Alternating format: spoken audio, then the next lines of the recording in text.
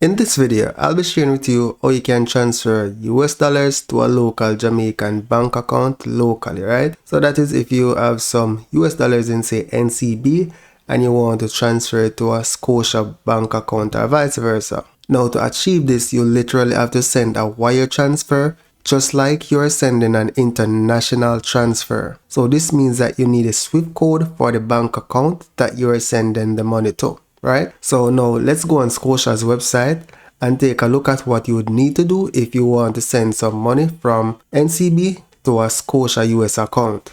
So here I'm just going to search for Scotia Jamaica SWIFT code, right? And I'm going to select this link here, the one that says wire transfer routing information. So this is the routing information for Scotia, right? So if you are transferring to a local USD account, this is the information that you're going to need. You're going to need the intermediary bank as well as the institution account. As to why this has to be done, I really don't know. I've never looked into it, right? And the same apply for any other international currency.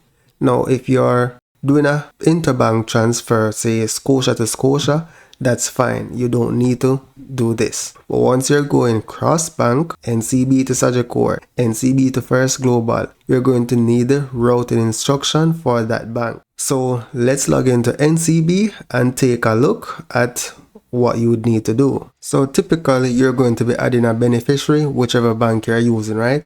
So I'm going to select manage beneficiary from NCB. It's going to be international accounts. Then here I'm just going to select add beneficiary. So if you notice, this form has 3 sections: the beneficiary, the account details, the bank details, and the intermediary bank details. I'm assuming this would look somewhat similar and say Scotia, Sagicor, and other platforms, right? So let's scroll up. Here is where you're going to put the person's information that you are sending the money to. So it's MR Morrison, yada yada yada. Cool. Then you're going to provide the account number for that individual.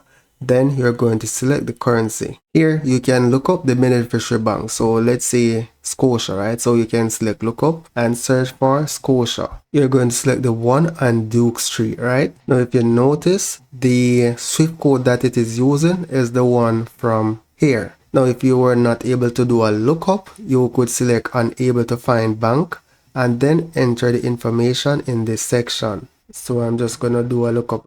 Again just to repopulate that field. So now you need to provide the intermediary bank details. Here you can look it up or you simply select unable to find. Go back to the information page here and enter this information for the intermediary bank. And that's basically it. So sending international currency locally within Jamaica, to achieve this, you basically have to do a wire transfer. So that's it for now, guys. Thank you for watching and see you in the next video.